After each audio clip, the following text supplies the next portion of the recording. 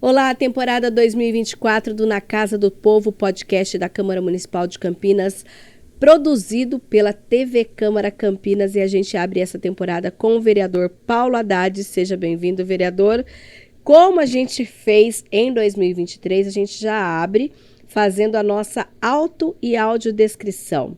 O meu nome é Mirna Abreu, eu sou uma mulher negra de pele clara, tenho os cabelos cacheados um pouco acima dos ombros, que tem mechas loiras. Hoje eu estou com uma jaqueta jeans super moderna, toda desfiada. Por trás eu estou com uma camisa que é chamado de verde piscina ou azul piscina para alguns. Ao meu fundo, aqui nós temos aqui o cenário, que é todo em preto. À minha esquerda, uma TV com o logo do nosso podcast escrito Na Casa do Povo. Paulo Haddad, seja bem-vindo novamente. Faz a sua auto e audiodescrição, por favor. Olá, Mirna. É um prazer estar aqui com vocês, saudar os nossos telespectadores, os nossos internautas. Eu sou o vereador Paulo Haddad, ou Paulinho, como queiram me chamar. Eu tenho aí 62 anos, tenho a minha vida privada pautada na área de saúde. Hoje estou vereador na cidade de Campinas, tive a felicidade de ser eleito, pai, marido, pai e avô de 3 crianças, o Bernardo, a Luísa, que nasceu há 12 dias, e a Isabela, de 1 ano e 8 meses. Enfim, estou na vida pública, um grande desafio, mas é um prazer sempre renovado falar com vocês. Paulo, a gente falou ano passado bastante sobre quem era o Paulo pai, o Paulo médico, o Paulo, né, dentista. Só que aqui e tem uma curiosidade sobre o Paulo que eu mesma desconhecia, né? Grande parte da população, eu creio que até mais de 90%, já usou o serviço do Poupa Tempo. E aqui eu vejo que no seu currículo você atuou como gestor, inclusive quando o Poupa Tempo tinha 2 unidades em Campinas. Fala para mim, como que você chegou até essa experiência? Como que foi isso? Mirna, foi um grande desafio. Até confesso aos nossos telespectadores, aos nossos internautas e a você também, confidencio que foi para mim um momento de grande superação. Eu nunca estive à frente, né, principalmente de um programa tão grande e com uma aceitação de mais de 98% da população do nosso estado de São Paulo, que foi lançado ou teve essa origem no governo do Mário Covas e que dependia ou tinha imposto a mim a necessidade de ser um gestor. Eu nunca estive nessa situação e, diferentemente do que eu fazia no meu dia a dia, dentro do hospital, dentro do meu consultório, eu ia lidar com gente, com gente, digo sim, de uma outra forma, de uma forma diferente, né? Lidando com contratos, eram funcionários daquele programa, do programa Poupa Tempo, no qual eu tinha a obrigação e a necessidade de interagir com os mais diversos profissionais, seja de segurança, seja de higiene, seja da empresa terceirizada, né, que tem lá os postos de atendimento na confecção do RG, no atendimento numa renovação de uma CNH, na Secretaria de Trabalho e Renda, enfim. Então, para mim, foi um grande desafio. Eu nunca havia trabalhado, né, num programa dessa monta, dessa envergadura. Então, saí da minha vida privada para trabalhar no Poupa Tempo. Então, nesse tempo, você deixou de atender no consultório ou você conseguia fazer as duas coisas? Não, eu conseguia conciliar. Eu tinha um horário, eu normalmente atendia no período da manhã no consultório e até umas 11 horas, 10h30, 11 horas, depois eu ia para o Poupa Tempo. E lá eu tive que ver uma realidade diferente. Comecei a lidar com tecnologia, né, computador, e, enfim, era um desafio grande.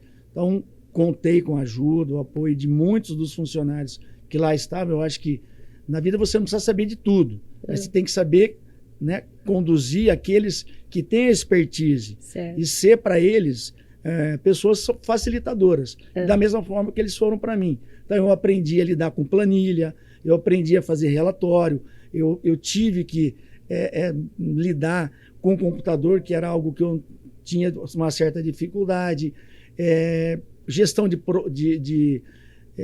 contratos, né, que a gente responde até com o nosso CPF nos contratos e tem responsabilidade sobre aquilo, mas foi um período muito, eu acredito que de grande aprendizado, porque eu acabei superando, né, eu brinco que eu conversava com Deus, falei, Deus, mostra o caminho, certo. Porque eu fui convidado, né, tinha sido convidado por então secretário do governo do Geraldo Alckmin, que foi o Davi Zaia, e que era deputado estadual, me convidou para fazer parte desse programa Poupa Tempo, e eu falei, eu vou ter que aceitar, ficaria até deselegante eu não aceitar um convite, né, dessa natureza, dessa envergadura, e acabei aceitando, e para minha felicidade as coisas deram certo, eu fiz grandes amigos época, lá. A gente enfim. sabe que a gente vai falar daqui a pouco da sua história política, que você foi do PPS, que hoje é o Cidadania, e o Davi Zaia era também. Nessa época você já era do PPS, ou não? Sim, foi meu primeiro partido, né, partido que eu permaneço até hoje. Minha primeira filiação, são 25 anos de história dentro do partido, né, fiz grandes amigos dentro do partido, enfim, ajudei na composição e na eleição de várias chapas de vereador, enfim, eu acho que é uma contribuição e foi uma via de duas mãos. E foi bacana também esse período lá no Poupa Tempo. Voltando ao Poupa Tempo, tem alguma história curiosa de lá que você pode contar pra gente?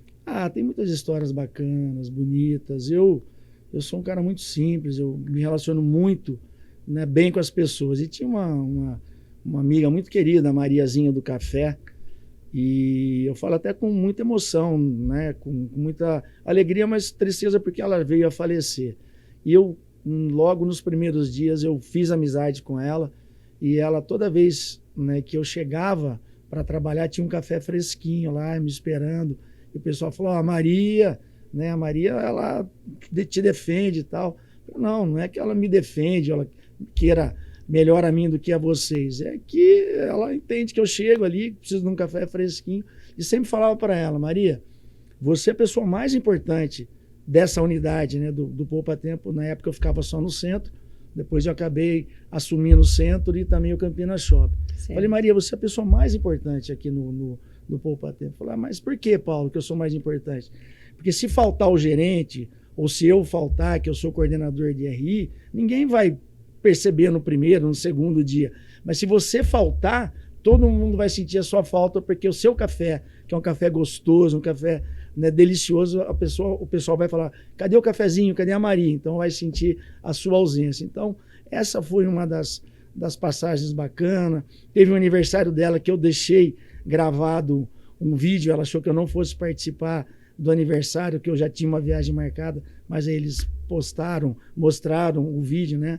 E ela ficou muito feliz. Enfim, foi uma amizade gostosa, dentre tantas outras que eu conquistei lá, e assim, foi um período muito rico na minha vida. E aquela história, né, que às vezes a gente vê assim no jornal, olha, a pessoa foi lá fazer o RG, acabou detido porque tinha alguma dívida com a justiça, dívida de pensão, outra qualquer coisa.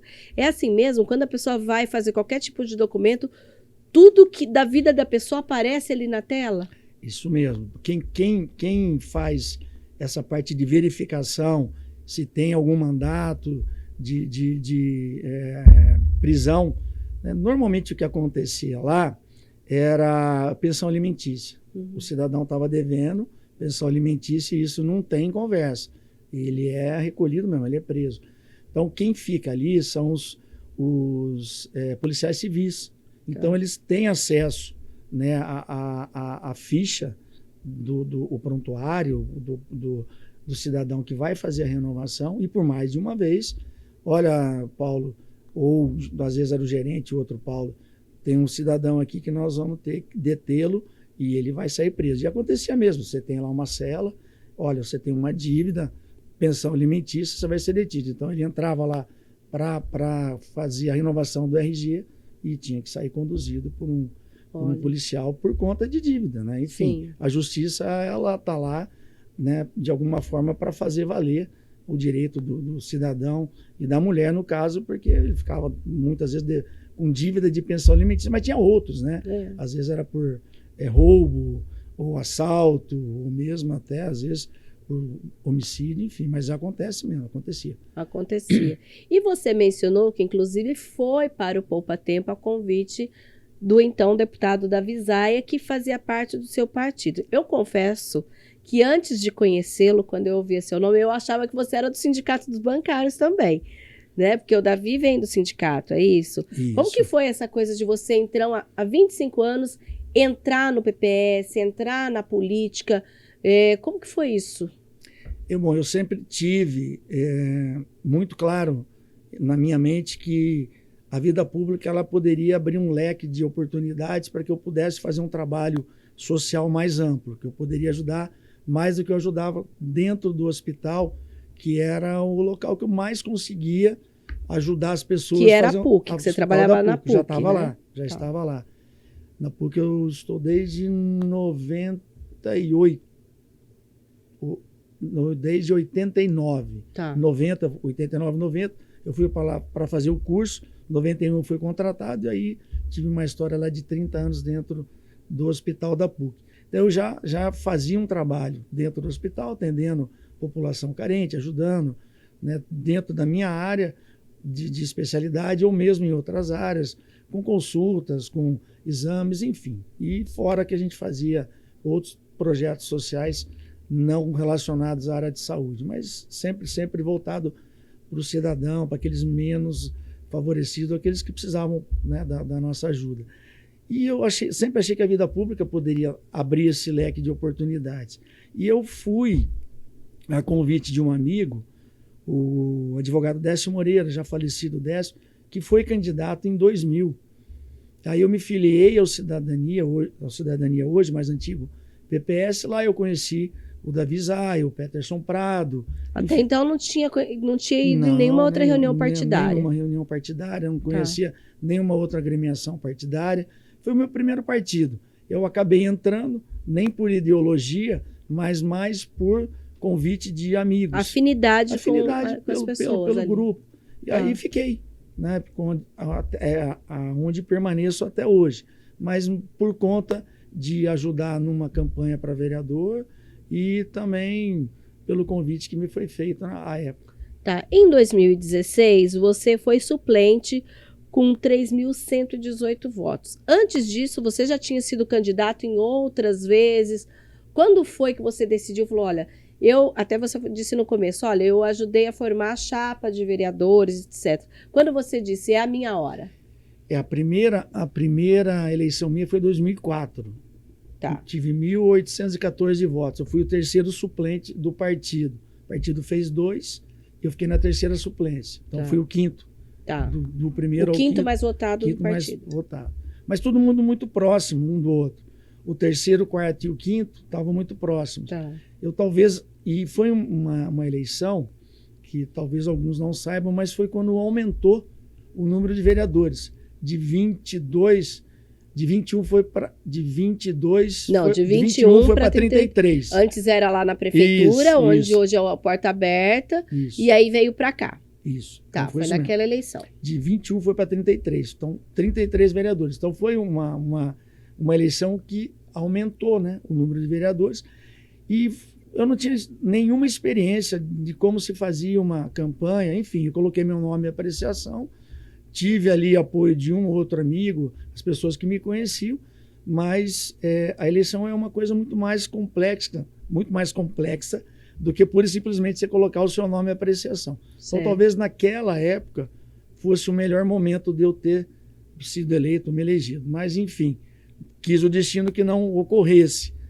Talvez a gente tivesse que ficar mais maduro, um pouco mais tarimbado, para que a gente chegasse onde chegou, né, no mandato. Mas, enfim. 2008 você concorreu de novo ou não? Concorri de novo, fiquei como primeiro suplente. 2012? 2012 também perdi a eleição por 10 votos. Uau, e aí, 2016? Primeiro suplente de novo. Foi naquele momento que o André Von Zuben era o titular, era isso? Isso, exatamente. E aí ele assumiu uma secretaria. Ele foi para a Secretaria de Desenvolvimento Econômico, Social e Turismo, e eu acabei assumindo. Então, assumi boa parte do mandato, conseguir, nesse mandato, ter aí uma visibilidade e talvez um reconhecimento do próprio governo, na época o governo Jonas Donizete, que me convidou, né, no segundo biênio a ser vice-líder de governo. Tá. Então eu acabei acumulando uma função de vice-líder de governo, mesmo sendo suplente, né, estando na suplência, e aí a gente acabou... O que faz o vice-líder de governo? O vice-líder de governo, na realidade, ele ajuda o líder de governo. Tá. Então, né? São 2 vereadores Isso. que são uma certa, digamos que ele é a ponte entre a prefeitura e a Câmara, é isso? A ponte, o elo, aquilo que você Tá. queira dizer. Então, o prefeito e as secretarias, eles têm alguns projetos de importância, né, para o executivo que tem que ser aprovado, ou que precisam, ou existe aí uma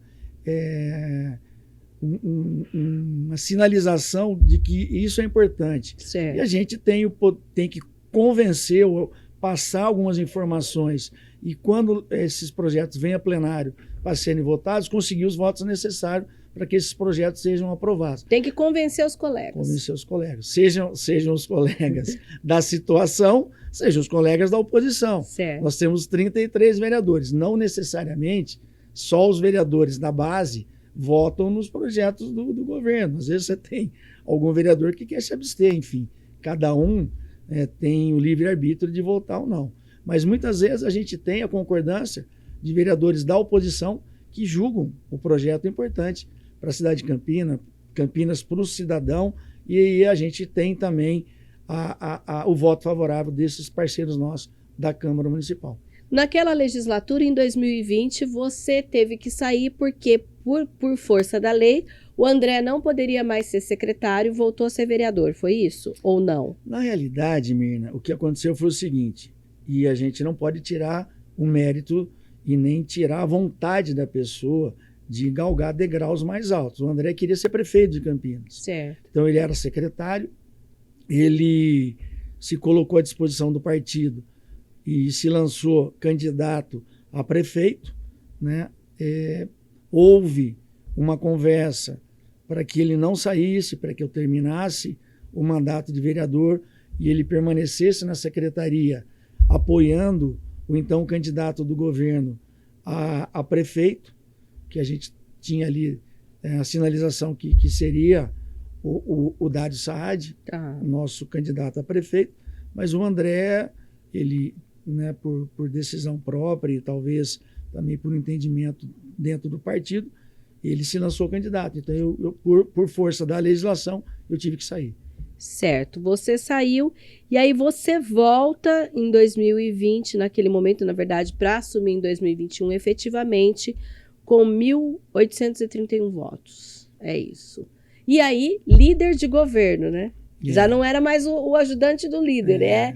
Hoje, inclusive, você tem essa função. Quem é o vice hoje é o Bispo Fernando. Isso. Até parece uma ironia do destino, né? A segunda pior votação minha. Foi a segunda pior, porque a primeira... porque eu falei em 3.118 uma suplência. Eu fui o 31º mais votado naquela eleição de 2008. Mas, Paulo, por que você acha... Vocês já conversaram no partido ou com a sua assessoria? O que aconteceu? Ou a eleição, a gente lembra que a eleição de 2020, ela ocorreu, gente, no pico da pandemia. Ou foram as características daquele momento que também deu uma dissipada nos votos? O que aconteceu? Mirna, aquela eleição foi atípica. Se nós lembrarmos bem, a gente estava no meio da campanha, no auge da pandemia. Sim. Então, tivemos dificuldades, né, muitas dificuldade de você interagir com o eleitor, que eu acho que o meu ponto forte é o corpo a corpo. Gastar sola de sapato, né? Sola de sapato, santinho e saliva. Mas aí teve que aprender a mexer na internet, né? Não teve jeito, mas, né, de alguma forma isso colaborou para o resultado final, né, da votação. Muitos dos vereadores que aqui estavam, ou a grande maioria, teve uma queda no número de votos. Se você lembrar, se eu salvo o melhor juízo, nós tivemos aí quase 30% de abstenção, 20% entre votos brancos e nulos. Então, isso fez com que O contexto do país também não ajudava, não né? ajudava. Então, muitas pessoas não foram votar, outras se abstiveram. Então, o número de votos ele acabou caindo, necessariamente ele acabou caindo, ou forçosamente ele acabou caindo. Então, a minha votação ela não foi expressiva, mas eu tive a felicidade de estar no lugar certo, na hora certa de ter sido eleito.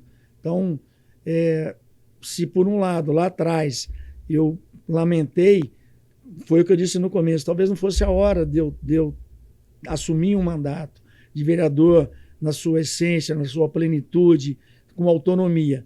Então, eu volto à Câmara Municipal, né, como líder de governo, numa eleição dura não só para o proporcional, né, são os vereadores, mas também dura para o Executivo, que foi uma eleição, se você lembrar, de 2 turnos. O primeiro turno foi duro, foi Tivemos difícil. Surpresas, né? Muitas surpresas.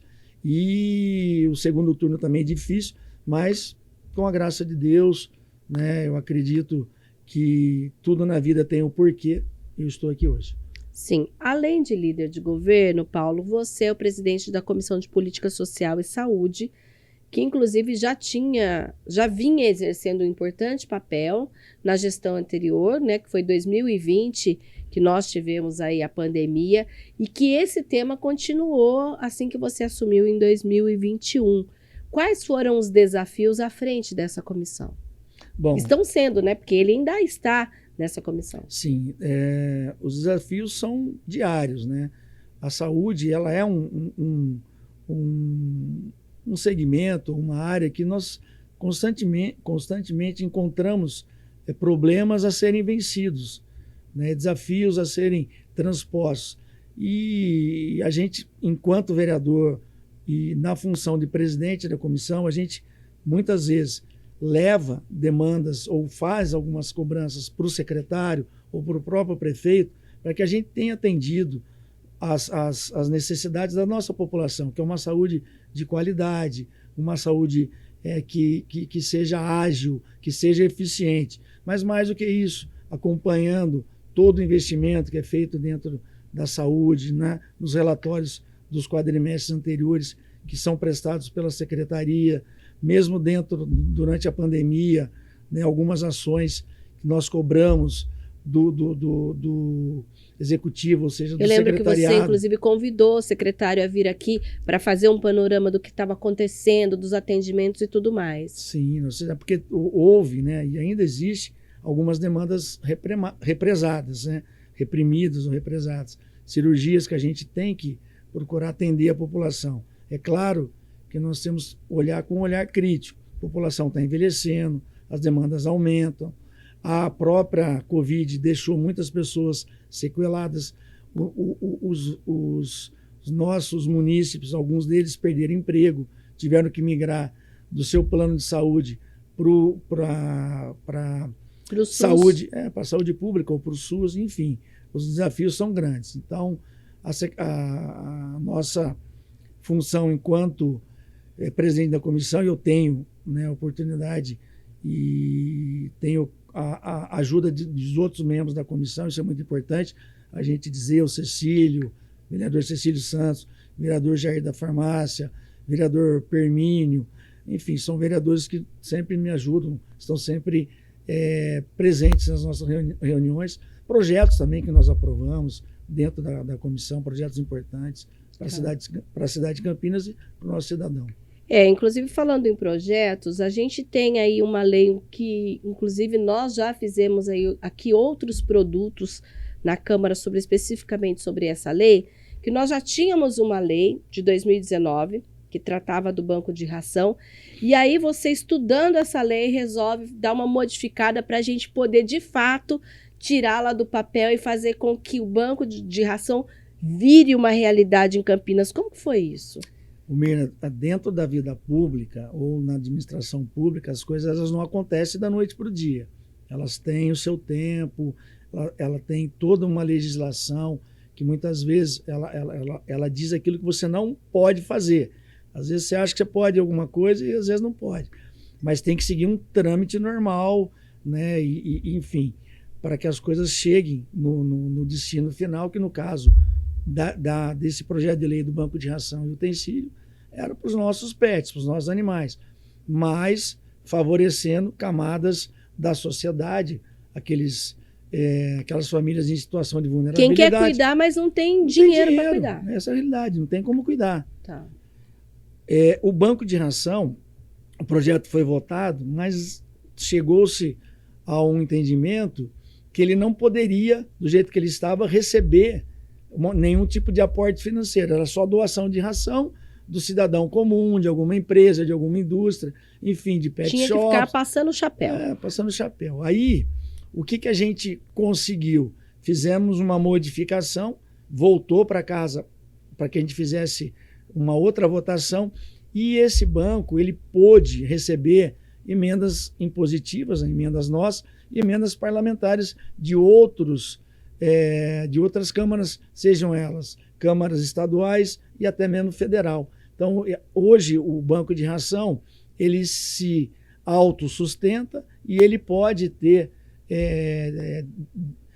emendas, né, que possam suprir, dar o corpo ou o poder de compra, né, para que o ano passado você já fez alguma emenda para o banco de ração? R$450 mil. Tá. E para esse ano? Esse ano mais 200. Tá. E consegui mais R$200 mil do deputado Dirceu Dalben, o ano passado. A Cobase doou 1 tonelada de ração. Então nós temos um aporte de 10 toneladas de ração para os nossos gatos, os nossos cachorros. Isso, vocês têm uma ideia, ou a prefeitura já passou, dá para tanto tempo, para tantos cuidadores? Sim, hoje já foram distribuídos quase 5 toneladas, dá para manter pelo menos 3 mil animais mês. Então, você tem por ordem de prioridades, como eu disse aqui, primeiro as famílias em situação de vulnerabilidade, aqueles protetores independentes, que muitas vezes tem 10, 12, 15 animais. Nossa, eu já conheci gente que deixa de comer para comprar ração para cachorro. E é real. E quando eu já tive a oportunidade de participar de uma entrega, e quando você chega lá, e é bom que o nosso telespectador saiba, é uma ração de primeira qualidade. Está distribuindo, é de graça, então não é de boa qualidade. Não, é da melhor qualidade. Então, quem recebe, você vê a alegria, né? Você vê o sorriso de quem realmente estava precisando. E tem gente, Mirna, que mesmo na dificuldade, eles acabam dividindo o pouco que tem com os outros. Então, o banco de ração ele veio para ficar, como tem o banco de alimentos, tem o cartão Nutrir, o Bolsa Família. É uma política pública que hoje traz uma qualidade, né, para os nossos pets, traz uma possibilidade para as famílias de darem de comer e ter ali a casinha, ter o brinquedinho dos seus animais. A gente está falando aqui da emenda impositiva para o banco de ração, mas você pegou o momento em que a Câmara não tinha essa ferramenta e que a partir de 2022, já para o orçamento de 2023, passou a contar com a emenda impositiva. Na sua opinião, que pulo, deu um grande salto ser vereador tendo mais essa ferramenta? Como que foi isso para você? Bom, eu tenho a leitura e essa eleição vai ser determinante.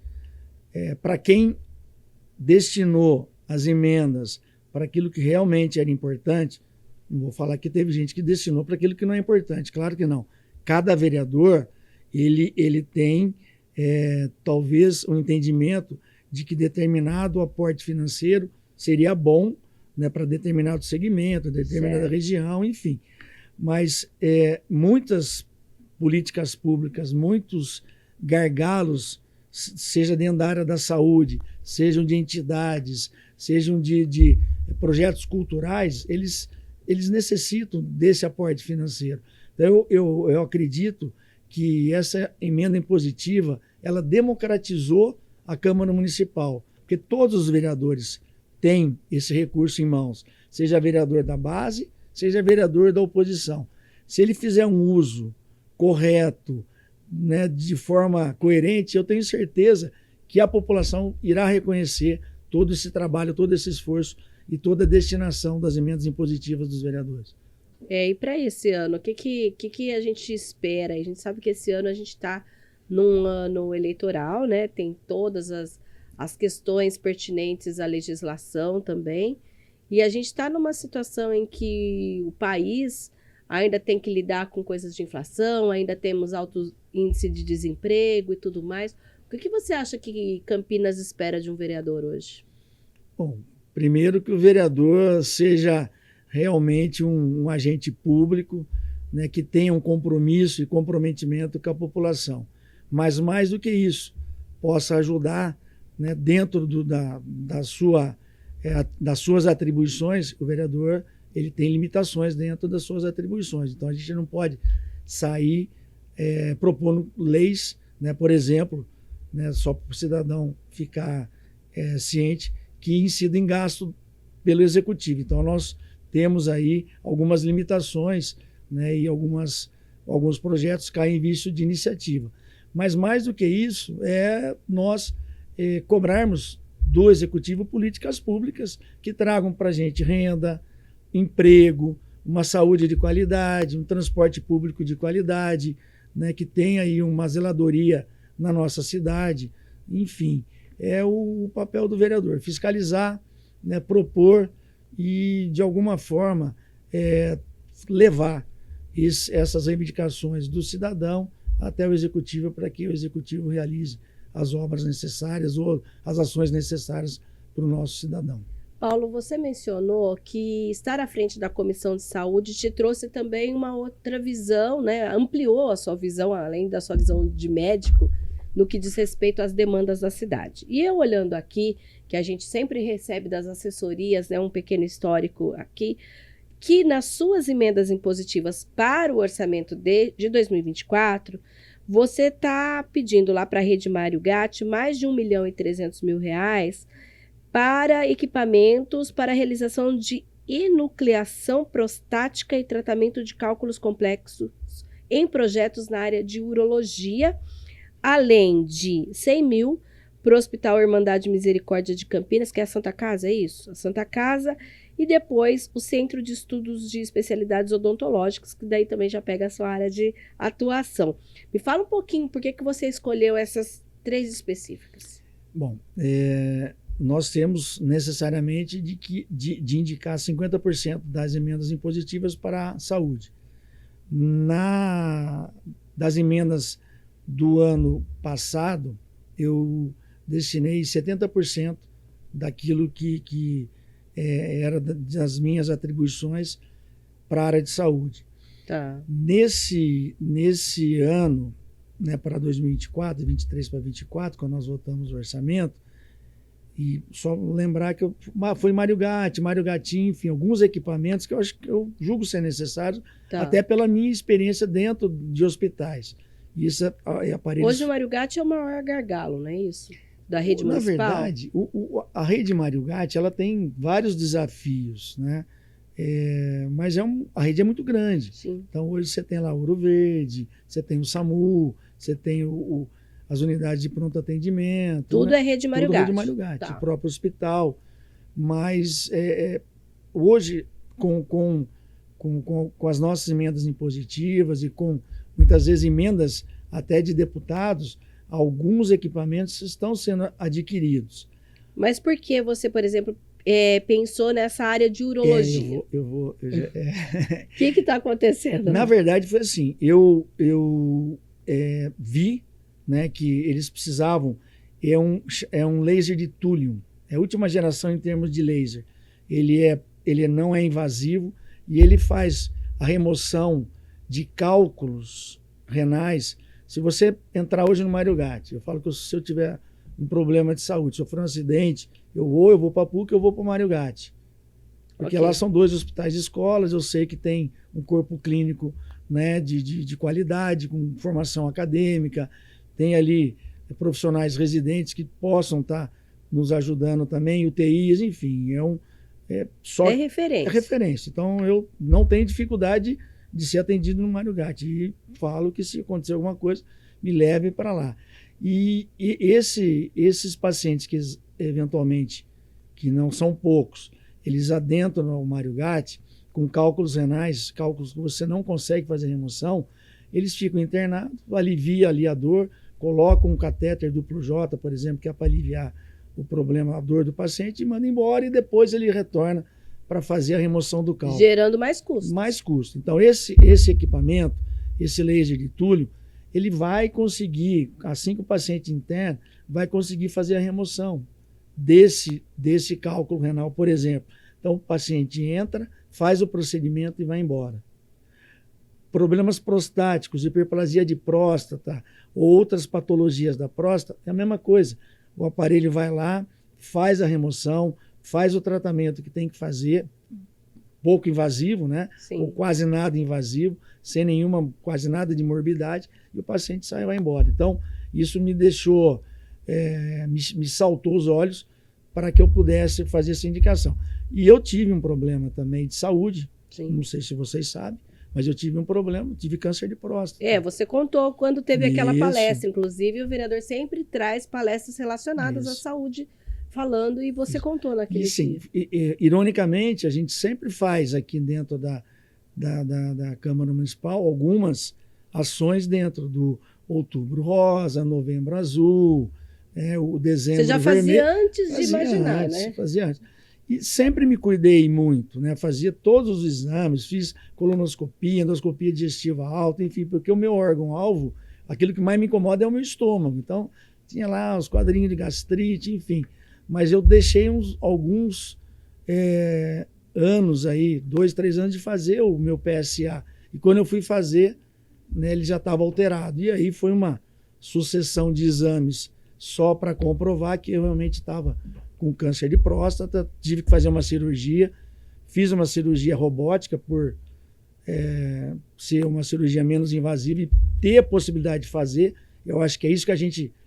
talvez foi isso que te trouxe me ajudou, aqui, por que não no Mário Gatti? Ajudou, né? Muito. Então, talvez o próximo passo seja dar oportunidade para o nosso usuário do SUS, que tem o mesmo tratamento que eu tive, né, fazendo a cirurgia num outro hospital, né, mas com a possibilidade de ter uma tecnologia diferente. Então, eu falei, não, vamos ajudar. E para a Santa Casa. Eu sei que existe um movimento, inclusive nacional, para que as Santas Casas tenham, né, continuem respirando, porque sempre há problemas econômicos nas Santas Casas. O doutor Murilo, né, que é o superintendente, que é o administrador do hospital, a Rita, que é amiga, nos procurou.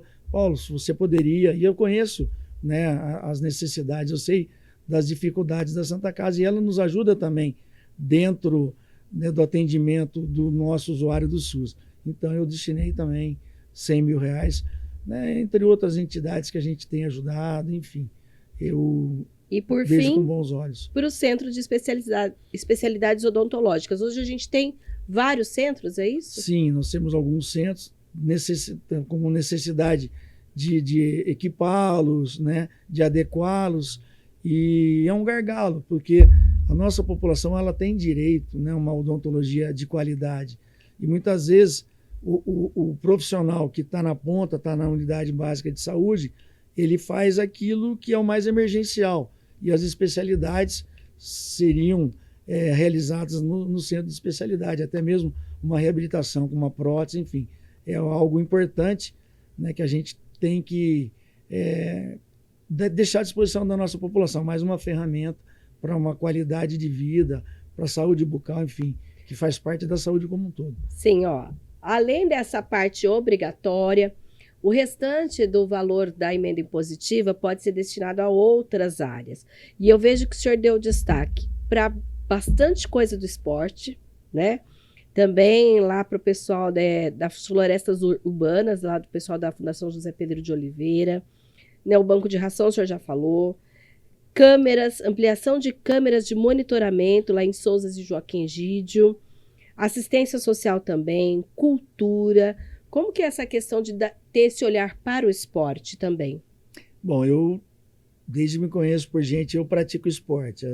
Quando o tempo é curto, eu procuro adequar a minha realidade.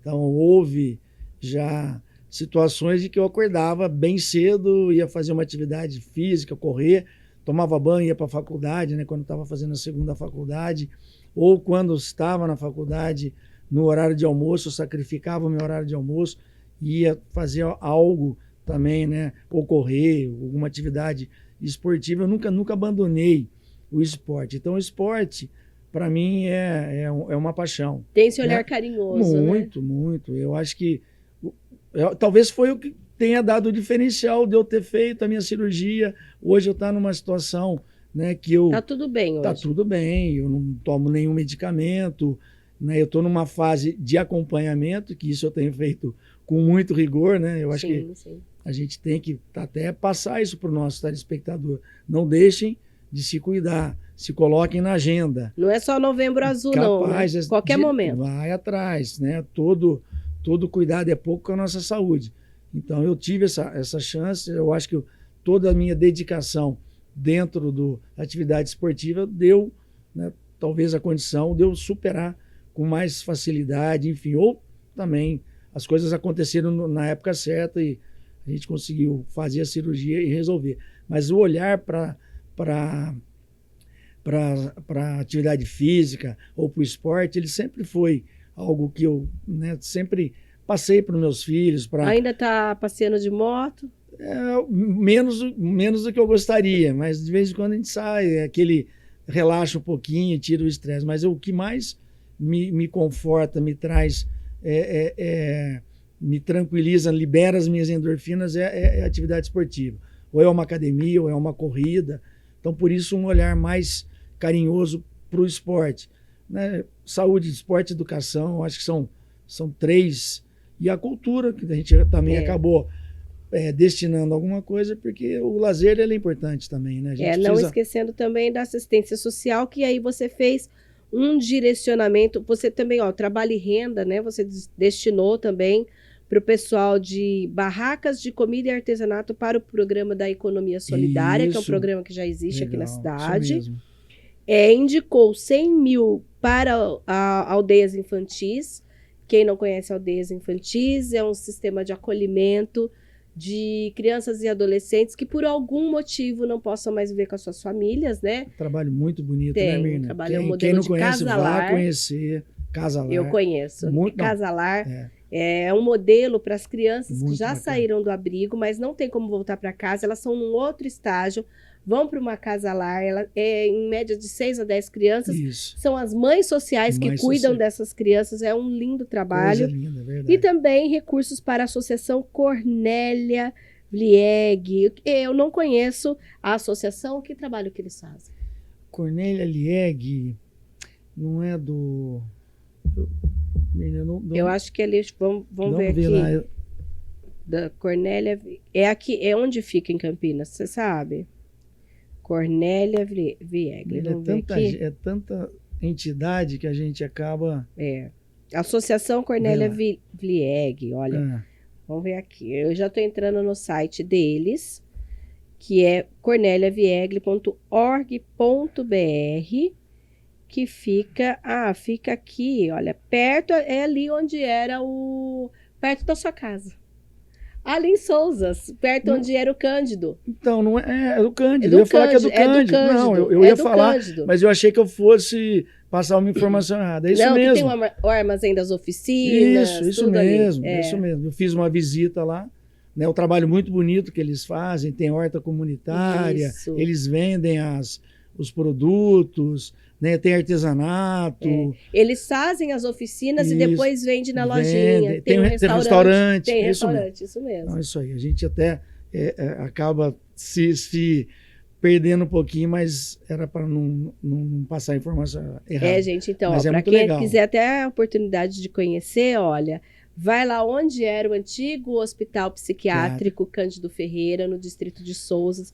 Tem um trabalho muito legal lá, que tem a venda do pessoal que faz ali a arte-terapia, né?